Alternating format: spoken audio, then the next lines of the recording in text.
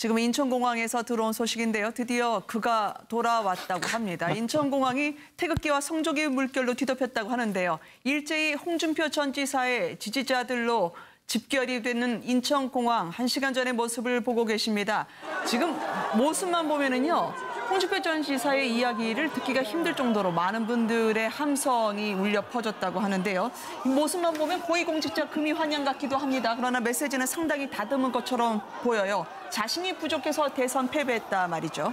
그러니까 저 홍준표 전 지사가 공항에서 저렇게 쉰하지만 본인이 말씀을 별로 안 하고 그냥 조용히 가신 것 같습니다. 본인도 아마 미국에 쉬러 가셨다고 했지만 네. 쉬러 가신 게 아니라 더 열심히 정치적 활동을 하신 것 같습니다. 원격으로 선거운동 하시지 않으셨습니까? 국내 상황도 잘 아는 것 같고 네. 또 SNS를 통해 가지고 뭐 국내에 있는 분들보다 훨씬 더 강렬한 메시지를 많이 던졌기 때문에 네. 본인에 대한 비판과 격려 다 알고 있습니다. 그러니까 너무 말을 많이 하신다. 너무 단어가 거칠다. 이런 표현에 대해서 본인이 아는 탓에 오늘 귀국 일성 기사를 보면 네. 상당히 말을 줄인 것 같고 내가 많이 부족해서 대선에 졌다.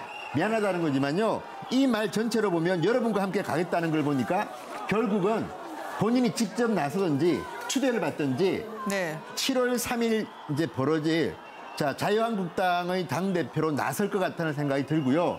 또 어쨌든 저 장소에 간 분들은 마치 반기문 전 총장이 국내 입국할 때 분위기처럼 선거 끝난 지 얼마도 안 됐는데 분위기는 매우 뜨겁습니다. 그런 걸 보면 네. 홍준표 전 지사는 아마도 뭐 자의반 타의반 당권을 향해서 달려갈 것으로 보입니다. 한 추대론하고 달 불가론이 남았죠? 막 네. 계속 막 형국이 맞섰는데요. 지금 저런 분위기라면 정말 홍준표 지사 얼굴에 지금 미소가 끊이질 않습니다. 네. 저 부분이면 뭐 어쨌든 당권은 결심한 게 아닌가. 또 하지 않을 수 없는 상황으로 그래서 온 걸로 보입니다. 네. 다만 이제 당내의 어떤 행동 침박이라든지 그 부분들이 중요한데 저 정도의 어떤 귀국 환영이 어떤 있었다고 봐야 될 것 같기 때문에 홍준표 지사는 뭐 이제 당권으로 결심을 한다.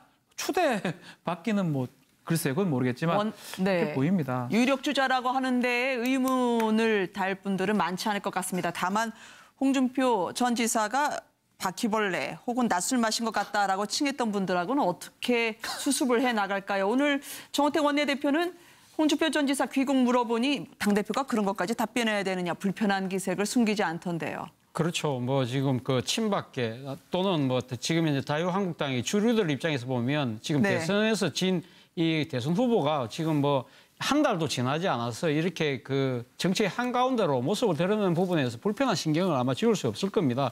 무엇보다도 홍준표 전 지사가 오늘 사실 뭐 아는 사람들이 나왔습니다만은 네. 이것이 그 본인이 지금 그 미국을 떠나기 전에 자신의 여러 가지 SNS 계정을 통해서 자신의 귀국 일정을 상세히 다 올렸다는 거 아닙니까? 네. 그럼으로써 보면 저는 홍준표 전 지사를 상당히 어떻게 보면 범주류, 아니 그러니까 자유한국당 범주류나 친박계들이 두려워하는 이유가 바로 거기에 있는 거죠. 이 나름대로 정치의 그 맥이랄까요, 포인트랄까요, 이런 걸 정확하게 찍어낸다. 집어내서 사실 어떻게 보면 자신을 지지하는 지지층을 끌어모으고 그걸 갖다 이슈화시키고 네. 그걸 갖다 전파시키는 데는 탁월한 능력을 갖고 있다는 거죠. 오늘 뭐 우리가 지금 본 장면도 바로 그런 거고요. 그런 측면에서 본다고 한다면 향후 전당대회에서 이 지금 당권을 내줄 수 있겠다는 그런 생각도 아마 할 수밖에 없는 그런 상황인 것 같습니다. 그럼에도 불구하고 저는 뭐 지금 친박계나 주류가 지금 홍준표 전 지사에 대해서 거부 반응을 보이는 것 못지않게 저는 주목되는 움직임이 당내 초재선들 사이에서 나오고 있는 유리더십입니다. 지금 네. 홍준표 전 지사가 지난 대선 과정에서 보여줬던 여러 가지 막말 은행, 그리고 앞서 우리 앵커께서 말씀하셨던 이 또 대선 이후의 바퀴벌레론, 그것도 관련돼서 또 이런 낯술론, 네. 이런 식으로 치고받고 하는 과정에서 지금 열성 지지층들은 저렇게 끌어모을 수는 있지만 과연 자유한국당이 앞으로 나아가는 데 있어서 중도표들, 소위 말하는 확장성이라는 부분에 있어서 과연 홍준표 전 지사가 과연 얼마만큼 기여를 할 수 있을 것인가. 네. 그런 부분들에 대해서는 아마 초재선 당내의 소장파들이 유리리십이라는 그런 부분을 강하게 목소리를 낸다고 한다면 저는 아마 향후 전당대회 구도 자체도 조금은 상당한 차질이 이 홍준표 전 지사 입장에서는 차질이 약간 빚어질 수도 있지 않을까 하는 생각도 듭니다. 말씀하신 것처럼 중도 외연 확장, 혹시 당 쇄신 카드로 홍준표 전 지사가 맞냐라는 부분에 대해서는 이론이 있을 수 있는데요. 일단 귀국 전에 보면 나는 당권 가지고 싸울 생각 없다. 그러나 친박은 빠져라라고 가르마를 확실하게 타긴 했었습니다. 그 장면으로 모시겠습니다. 오래 있지는 않을 거고 없이 생각을 좀 정리하고 돌아오겠습니다. 처음에 이게 판을 짜는 거 보니까 우리가 할 역할이 많은 것 같습니다. 다시 보수 우파세력을 재결집해서 이 나라가 친북 좌파의 나라가 되도록은 만들지 않겠습니다. 난 당권 가지고 싸울 생각 초도 없습니다. 친박은 좀 빠져줬으면 합니다. 이 발언 이후에 오늘 귀국 발언이 방금 전에 들어왔다고 합니다. 이 잘 소음 때문에 들리지 않는데 제작진이 다 발라냈는데 한번 들어보시겠습니다.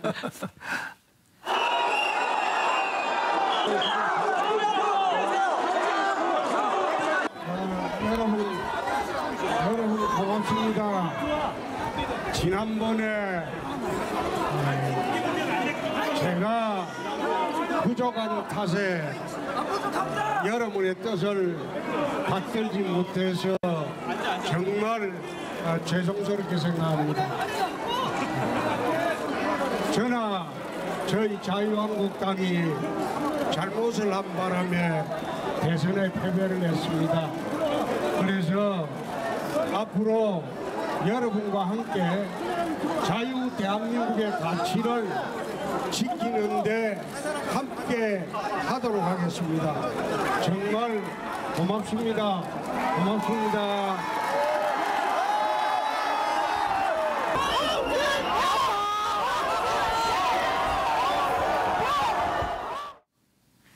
여러분들은 한 달 전에 대선으로 모시는 것 같습니다. 워낙 홍준표 전 지사 보셨습니다만 전과 후 차이가 있습니다. 목소리도 분명히 다르고요.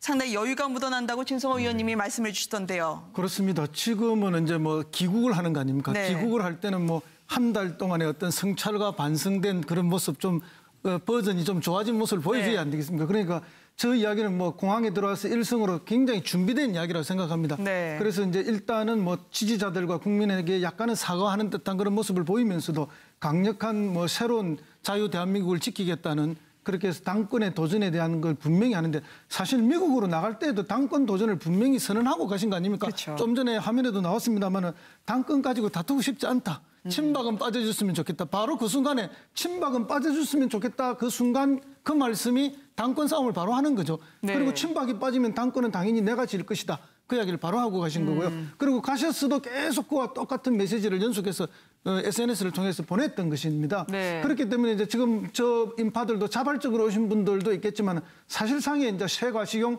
동원이 아니겠습니까? 네. 그것은 이제 당권에 대한 선언이 1승일 것이고 2승에서는 이제 뭐 보수의 다시 회복을 이제 이 모습으로 보여주겠다. 네. 그리고 본인이 건재하고 본인이 가장 세가 강하다는 것을 선언하는 그런 의미라고 저는 봅니다. 그렇기 때문에 이제 내일부터 본격적인 네. 당내 투쟁에 들어갈 것이다 봅니다. 근데 제가 볼 아까 때 플래카드 보니까 네. 아예 홍준표 대표 귀국이라고까지 써오신 분들도 네. 계시더라고요. 그러니까 지금 사실 속칭 플래카드의 알박기인가요? 그렇죠. 알박기를 이미 시작을 하신 것 같고 대통령적 SNS만 그 아예 뭐 한 달 동안 하셨겠습니까? 그 SNS를 하는 동안에도 끊임없이 국내 이제 본인과 함께 손을 잡을 만한 분들과 정치 세력화를 꾀했을 것 같고 네. 지금 자유한국당 입장에서는 거의 지난 10년 동안 여권에서 지나면서 어떻게 보면 기존 조직 당의 어떤 세력이라고 하는 거, 당의 시스템 이런 것들이 딱 짜여 있었는데 이게 많이 정규군이 많이 흔들리고 있지 않습니까? 그쵸. 지금 밖에서 게릴라군을 모으신 거예요. 밖에서 게릴라군을 모아가지고 당에 지금 들어가서 네. 아직 전열을 정비를 못하고 있는 사이에 내가 거기를 다 차지하겠다 이런 어떤 것이 보이기 때문에 아까 말씀하신 뭐 중도의 확장 이런 부분들을 고려도 안 할 것 같습니다. 지금 홍준표 전 지사 입장에서는 오로지 네. 현재 들어가서 당이 재정비가 이루어지기 전에 빨리 치고 들어가겠다. 그래서 지금 귀국 일자를 상당히 빨리 좀 당기신 거 아닙니까? 이것만으로도 충분하다 느낄 만큼 흡족해 하셨을 것이다. 양지열 변호사가 분석을 해주셨는데요. 오늘 네. 연설을 들어보시면서 홍준표 전 지사의 마음속에 뭐가 있을까요? 또 이 메시지를 들은 친박 의원들은 과연 어떻게 생각을 할까요? 그러니까 홍준표 전 지사가 내세우는 게 빨간색입니다. 네. 레드 준표입니다. 그리고 어쨌든 본인 몸속에 화가 굉장히 많은 분입니다. 그런데 네. 오늘 보면 굉장히 점잖게 홍준표 치고는 굉장히 점잖게 짧게 발언하고 들어간 이유가 뭐겠습니까? 미국에서 국내 정치 소통을 많이 한 겁니다. 그리고 제가 최근에 만난 사람들이 깜짝 놀란 게 홍준표 전 지사를 비판하던 보수의 정치인조차도 네. 차선책으로는 홍준표밖에 없지 않느냐는 말을 많이 합니다. 왜 그런가? 자, 새누리당, 한나라당 또 지금의 자유한국당까지 보수 정당의 계보들은 야당을 해본 경험이 별로 없고요. 야당을 할 때도 일목요연하게 뭐 이렇게 비전을 보여주는 리더가 별로 없습니다. 네. 제가 기억하기에 제가 기자실에 보면 가장 저격수 노릇을 잘했던 분들이 이재호, 홍준표, 김문수, 뭐 정영건 이런 분들입니다. 그렇다면 당시 야당의 저격수로서 날렸던 홍준표라면 야당 리더는 잘할 것이다. 네. 여당 대통령이 될지는 물음표입니다. 그렇지만 지금 상황에서 당을 추스릴 사람은 홍준표 아니냐는 것이고요. 플러스 지금 어떤 이야기까지 나오냐면 만약에 친박이 당권을 잡게 되면 네. 앞으로 바른정당과의 관계도 그렇고 힘들 것이다. 홍준표가 대표가 되면 바른정당과는 대화가 되고 장기적으로는 통합까지 가능하다는 얘기까지 나온 걸 보면 네. 저는 홍준표 지사가 명분은 조금 밀릴 수도 있지만 현실적으로 굉장히 쉽게 당대표가 될 가능성이 높다. 현실은 저는 그렇게 봅니다. 그런데 저는 네. 뭐 홍준표 전 지사가 사실 뭐 그 지금 현재 판세로 보면 자유한국당에서 당권을 잡을 가능성이 저는 상당히 높다고 저도 그렇게 생각을 합니다. 그러나 종국적으로는 홍준표 전 지사가 전투에서는 이기고 전쟁에서 지는 그런 결과를 빚을 수 있다는 생각도 듭니다. 지금 뭐 이 지난 그저께 놓은 여론조사를 보면 지금 자유한국당의 이 지지율이 8%대입니다. 8%대. 본인이 지난번 대선 과정에서 24%를 득표를 했기 때문에 자신이 당 대표가 되면 그때 24%더 넘어까지 갈 수 있다고 아마 자신할지 모르겠지만 그동안 그 이후에 보여줬던 그런 그 홍준표 전 지사의 그런 은행이나 그런 것들 때문에 상당히 실망하고 있는 보수들이 많거든요. 네. 그리고 지금 이 그 자유한국당의 텃밭이라고 할 수 있는 이 대구 경북에서도 지금 바른정당에게 뒤지는 결과를 나오고 있다는 거죠. 사실 어떻게 보면 홍준표 전 지사가 그러면 이 바른정당의 유승민 후보 같은 경우는 지금 본인이 전당대회를 지금 안 나가겠다. 네. 자신은 자숙하고 반성의 모드로 지금 들어가고 있는데 반대적으로 그럼 홍준표 전 지사가 행보가 왜 저렇게 빠르냐. 저기는 저는 뭐 나름대로 생각했을 때 자신이 이 지금 자유한국당의 그 친박계로부터 빨리 이 당권을 갖고 와야 된다는 그런 절박감도 있지만 자신에게 주어져 있는 또 하나의 그 개인적인 문제가 있지 않습니까? 대법원 그렇죠. 판결이라는 거죠. 대법원 판결에서 자신이 제1야당의 당수가 되고 나면 이 아무래도 그 법원의 판단이 상당히 자신에게 그러니까 불리하게 내리지지는 않을 것이라는 그런 계산도 갖고 있다는 거죠. 자, 그런 것이 다 통한다 하더라도 내년에 지금 예정되어 있는 지방선거에서 만약에 자신이 당대표로 지금 지휘해서 이기지 못했다? 저는 네. 그렇다고 한다면 홍준표 전 지사의 이런 그런 여러 가지 정치적 행보는 거기서 끝이 날 수 있다는 거죠. 그렇기 때문에 저는 전투에서 이기고 전쟁에서 질 수 있다. 그런 측면에서 본다고 한다면 홍준표 전 지사의 그런 정치 행보 자체를 저는 네. 조금 숨고르게 할 필요가 있지 않나 생각도 듭니다. 차 교수님이 너무 과대평가하시는 것 같은데 제가 최근에 드린 이야기는 이겁니다. 네. 홍준표 지사 측 분들은 저 지금 여론조사 있지 않습니까? 네. 저거를 거꾸로 반대로 생각하는 겁니다. 뭐냐면 자 내가 쓰러졌던 당을 추서 담고 15%가 안 나와서 선거 보전도 못 받을 거라고 그랬는데 24%까지 올렸다. 그런데 내가 미국 가 있으니까 이 뭐냐 이게 이 모양이 지금 8%야 8%. 네. 심지어는 TK에서도 지고 있어. 그렇죠. 그렇다면 홍준표 전 지사 입장에서는 그런 거죠. 내가 와서 한 자릿수 지지율을 두 자릿수로 올리고 그런 이야기 할 수 있는 겁니다. 그러니까 네. 이게 정치라는 게 정말 명분은 내세우기 마련인데 다만 저는 개인적으로 홍준표 전 지사에 충고한다면 단어 선택이라든지 네. 품격에 대해서는 좀 이제 과외교사를 좀 두든지 좀 변해야 됩니다. 저게요. 대통령 선거에서 지난번에 워낙 최순실 케이스 때문에 쓰러졌던 당이기 때문에 그렇긴 하지만 네. 적어도 대통령을 하겠다는 분이 그런 단어를 선택하는 거는 저는 온당치 않기 때문에 앞으로 홍준표가 어떻게 변신하느냐 그리고 어떤 과외교사한테 교육을 받느냐에 따라 가지고는 네. 변화도 가능한 거 아니겠습니까? 네. 아니 제가 한마디만 더 보태면 네네. 저는 사실 뭐 품격이나 그런 부분들도 중요하다고 생각하지만 저는 홍준표 전 지사가 지금 현재 전국을 바라보는 시선 자체를 조금 바꿀 필요가 있다. 왜냐하면 이 세련된 좌파에 의해서 곧 우파를 개멸시킬 것이다. 네. 이 모든 것을 정치적 음모나 일종의 좌우파 진영의 그런 그 이념적 대립 그 쪽의 싸움으로 지금 모든 걸 몰고 간다는 거죠. 그러나 과연 국민들이 생각했을 때 문재인 대통령이 지금 하고 있는 데 대해서 박수를 보내는 것이 단순하게 세련된 좌파의 행태 때문에 박수를 치는 건 아니라는 거죠. 네. 국민의 실생활에 얼마만큼 도움이 되는 계획적인 조치들을 해내느냐. 그러한 부분에 있어서의 싸움인 것이지 이거 좌파 우파의 진영의 싸움은 아니라는데 그 패러다임 자체에서 계속적으로 머물고 있다고 한다면 저는 홍준표 전 지사의 반등은 쉽지 않다는 생각이 듭니다. 그런데 사람은 누구나 자기 경험 속에서 살 수밖에 없지 않습니까? 홍준표 네. 지사가 뭐 그 이전의 경험은 다 차지하더라도 경남도지사로서 5년 반 정도 생활을 했거든요. 그동안의 경남도정을 전부 이게 좌파 우파의 대결로 도정을 5년 반 정도 했습니다. 그렇게 해서 네. 극단적으로 경남도정 자체가 이렇게 대립과 갈등이 5년 반 동안 있었던 것이고 그걸 통해서 자기가 보수의 지도자가 됐고 노이즈 마케팅으로 성공했고 그리고 대선 후보까지 왔고 대선 후보가 돼서 그래도 24% 득표까지 했다는 자기 확신에 차 있는 성공 스토리를 갖고 있기 때문에 네. 실제로 뭐 어떤 좋은 과외 교사가 온다 하더라도 크게 바뀌지는 않을 것이다. 다만 이제 미국에 한 달 가 있는 동안에도 많이 이렇게 SNS를 통해서 뭐 거칠게 했지만 오늘 일성은 굉장히 정제되고 좀 이렇게 국민들 앞에 약간 고개를 숙이는 듯한 이런 조심스러운 모습을 보인 것은 아마도 이것도 가해 교사의 충고가 있었다라고 그렇게 보여집니다. 네. 그러나 저게 얼마나 오래 갈까 이런 걱정이 있습니다. 아니 근데 홍준표 저는 안 바뀔 것 같아요. 자, 그러니까 그리고 네. 홍준표 전 지사의 가장 큰 어떻게 보면은 뭐 장점이라고 표현하기 좀 그렇지만 뭐냐면 그렇잖아요. 뭐 그 친박들에 대해서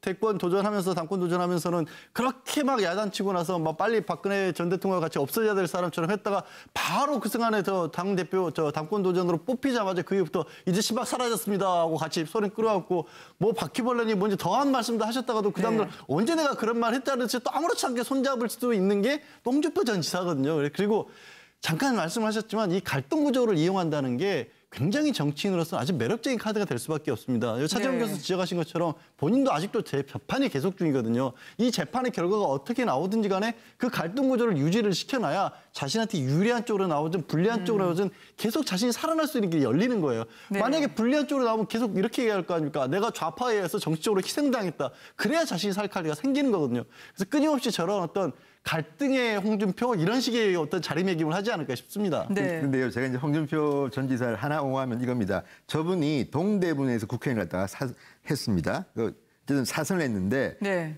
서울 강북에서 한나라당 또는 새누리당 국회의원을 한다는 것이 얼마나 고통스러운가를 저분은 압니다. 저도 그쪽에서 사는데 생활 정치에 굉장히 민감할 수밖에 없습니다. 그러니까 뭐냐면 홍준표라는 정치인이 지난 대선 때는 이념적인 단어를 많이 쓰고 했지만 뭐 전국 좌파 이렇게 비판했지만 실제로 저분이 국회의원 생활할 때 가장 관심이 많은 거는 물가라든지 또는 생활 무슨 교육 이런 겁니다. 네. 그거 안 하면 국회의원 못 합니다. 그렇다면 제가 볼 때는 홍준표 전 지사가 대표가 되면 나름대로 또 변신할 거고요. 저도 이제 느끼는 건데 뭐냐면 홍준표 전 지사는 주변의 정치인들, 특히 후배 정치인들한테 굉장히 좀 불편한 존재입니다. 네. 인기가 좀 없습니다. 왜냐하면 싫은 소리를 계속 하는 스타일입니다. 그 저분은 개파도 없고 자수성가했기 때문에 그런 스타일인데 리더가 되면 좀 바뀌겠죠. 그래서 저는 저분이 야당 대표하면 잘할 것 같다는 생각은 좀 드는 게 기자들의 평입니다. 그게. 저분은 남이 아픈 데를 정말 잘 집어내고 기자들이 안 쓸 수 없는 단어들로 아침마다 한마디씩 하는 거에 대해서는 탁월한 분이기 때문에 네. 여당 아까도 말씀드렸지만 여당 대통령에 대해서는 또 다른 이제 품격을 높여야겠지만 지금 단계에서